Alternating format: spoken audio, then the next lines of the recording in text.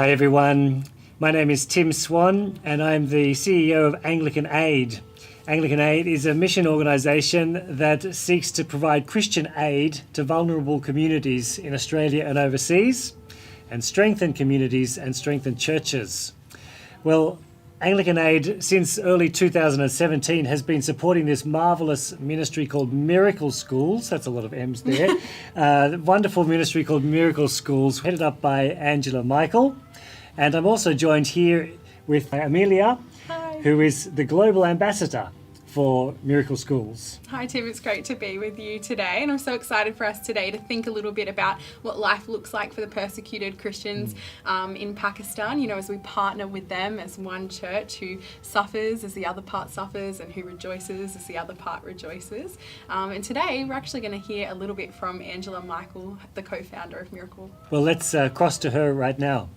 Hello, hi Tim, it's Angela Michael from Miracle Schools Ministries that is partnered with Anglican Aid Sydney, Australia from Pakistan.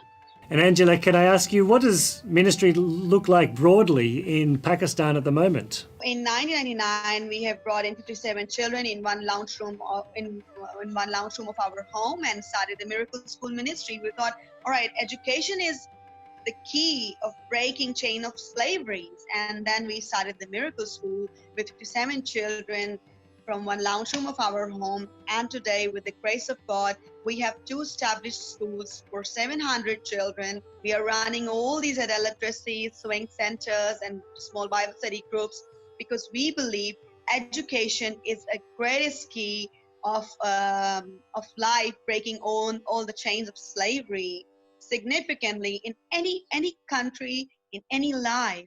And that's why we have just thought that through education we can break the chain of slavery. And then we have realized that these people really have a great hunger of learning and they have hunger for all of these great transformation of lives.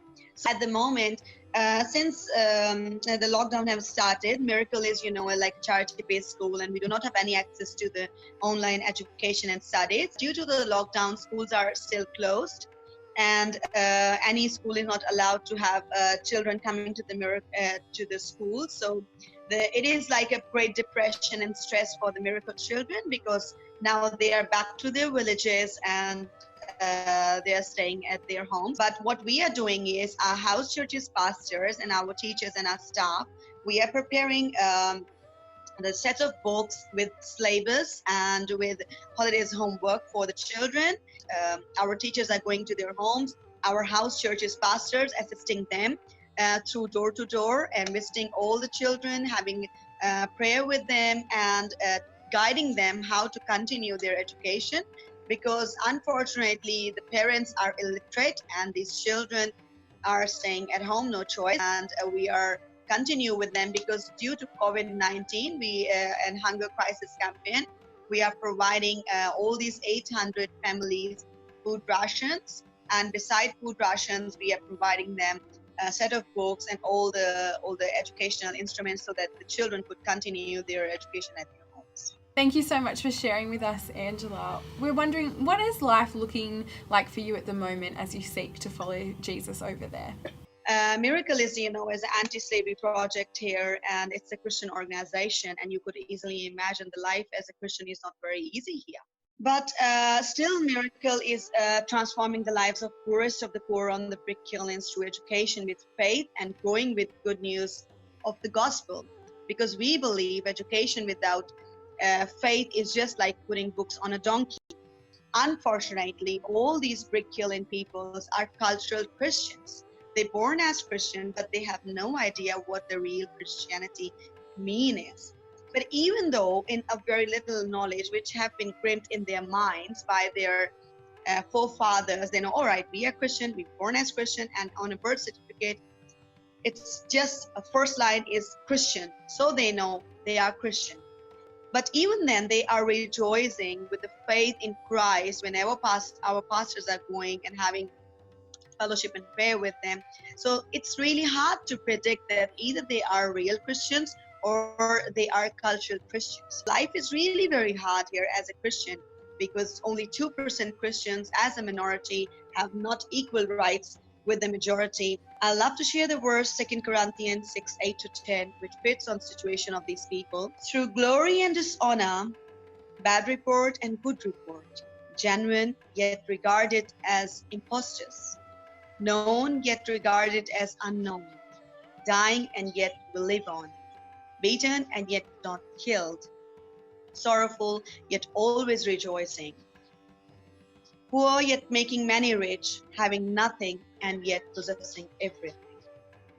With all their little knowledge, they are showing great patience and great faith of praying in the Lord in this difficult time.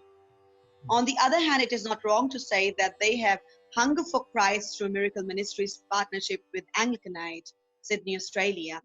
We are able to evangelize these people of brick kilns because they don't know Christ as they are cultural Christian, but they are very faithful with all the knowledge that they have. The life living for Jesus in the country is not easy here. That's why we believe that education without faith is just like putting books on a donkey. Because until these brick kiln children would not have a strong faith, so the degree would be just like a piece of paper for them. We think teaching Bible in this difficult time or sharing the hope in Christ in this hunger crisis time, it's the basic key which could make us more strong, and we cannot think about the miserable things or hunger or starvation deaths or corona deaths, what is happening here at the moment. But the biggest thing is that these people would have more knowledge and they can have hope in Christ that God is always in control. Does not matter what happened. Well, thank you for sharing all of that with us. I mean, it's just wonderful to hear these stories and hear these brothers and sisters of ours that we haven't met, and yet they are being built up in Christ and being strengthened even in the midst of these difficult circumstances. One of the things that Anglican Aid is seeking to do is to be transforming communities and strengthening churches, and we see that happening through Miracle Ministries. But quite practically, what does the support from Anglican Aid give you there in Pakistan? It's the biggest thing that I would like to share here. I'm very thankful. First of all, I'm very thankful to you, Tim, as CEO of Anglican Aid, and Amelia, as one of the Miracles Global Ambassador in Australia, have taken this initiative to share about the work and share the support through Anglican Aid to the Miracle School Ministry. At least we can bring hope in this difficult time with such sad and depressed children in the COVID-19. You have no idea about your participation in the battle against the slavery through education and sharing the hope of Christ in partnership through gospel by Anglican Aid, Sydney, Australia. And that you guys are really like our spinal cord in our country, because we are the people who are working on the ground, but the dollar difference that is happening far more from one country to another country, like Pakistan, from one corner of the world to another corner of the world, is really a great meaning. If we people have no help, not financial help, through Anglican Aid and Australian friends who are all willing and enthusiastic to help miracle people to reach the brick kiln communities through education and transformation of life with the faith, is really a great thing. A dollar difference is really very hard for me to explain. I could only give a little tiny example here, that 2 cups of coffee can provide one set of books for one child to have one whole year education instrument in her hand. So imagine a dollar difference, that what Anglican Aid and all the Australian friends are doing at the moment, helping Miracle, changing and transforming the lives, not only by financial education, but with the faith. Well, if there are a couple of things that we could pray for you and for the schools, Angela, what would they be? first of all, I would like to request everyone to, at the moment, to come together to break the chains of slavery and hunger crisis through hope in Christ and sharing that God has blessed you with His grace. So you can pray that may God